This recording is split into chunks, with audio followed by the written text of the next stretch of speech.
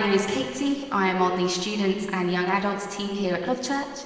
I also am studying at Moorlands and I'm very gracefully allowed to do my placement here, which is amazing. So today we've been looking at this idea of God as Father, and we've been looking at Corinthians and James, and I'm going to focus more on James. But first of all, I want to take us all the way back to Genesis. All the way back to Genesis chapter 3, verse 6 to 7. When the woman saw that the fruit of the tree was good for food and pleasing to the eye and desirable for gaining wisdom, she took some and ate it. She also gave some to her husband, who was there. And I think we brush over this point. It's all about Eve, but he was there as well. And I think that this shows a really critical moment of documentation in the Bible, of a husband demonstrating selective hearing at its finest. You can picture it, can't you? You can picture it. You can picture tree, Eve, snake, Adam, phone, Apple, not Android. And that moment he looks up at Eve and goes, "Oh, did you say something? Oh, fruit for lunch. Yeah, fine. You can picture it, can't you? You can." And the first example of male selective hearing I had in my life was with my dad. I love my dad, who's here this evening. But his ability of selective hearing is impressive. He can hear some things and completely ignore other things. The fact that it's usually what my mum is saying is maybe, I don't know, coincidence, not sure. But I joke about my dad, but he is amazing. He is so kind, he is so caring, and he is so compassionate. And I'm not going to get emotional. But he is only human, sorry. He is only human. As well as selective hearing, he can fall asleep with the TV remote in hand, pointing to the telly. And what James is saying is that we have another Father. In chapter 1, verse 17, it says, "Every good and perfect gift is from above, coming down from the Father of heavenly lights, who does not change like shifting shadows."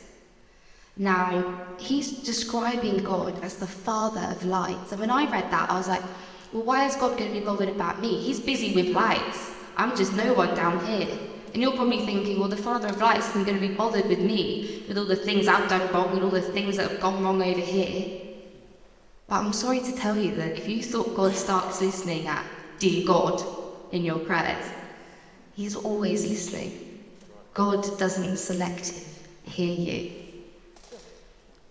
And if you're still thinking, yeah, but Kate, you don't know the things that have gone wrong in my life, you don't know what's going on here, there, and everywhere.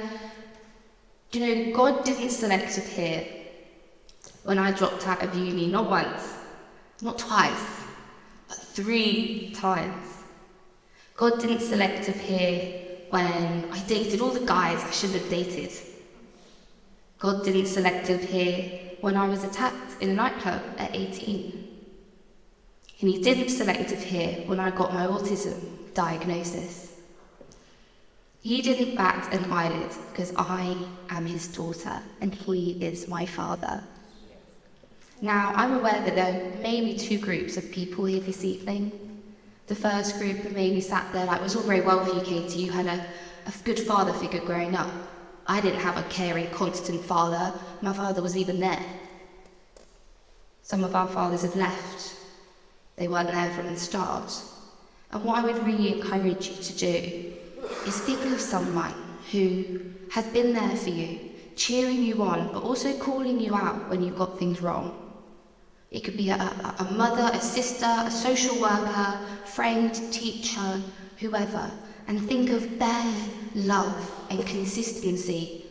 And times that by 10, 100, eternity, and that's God's love as Father. It doesn't have to be a male blood relation. It's that relationship that is what James is trying to say as God the Father.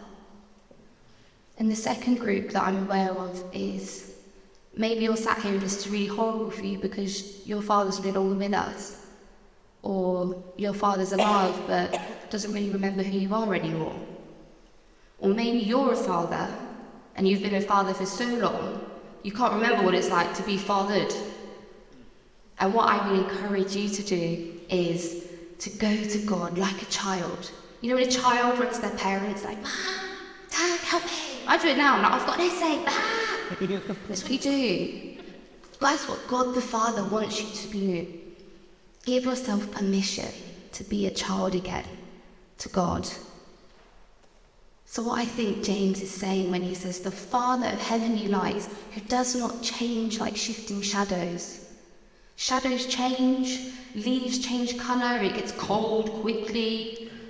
You know, nature changes, humans change. We pass on, we get it wrong, we make mistakes. We're not consistent.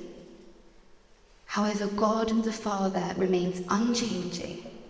James is wanting us to take away from this that God the Father of lights, who does not change like shifting shadows.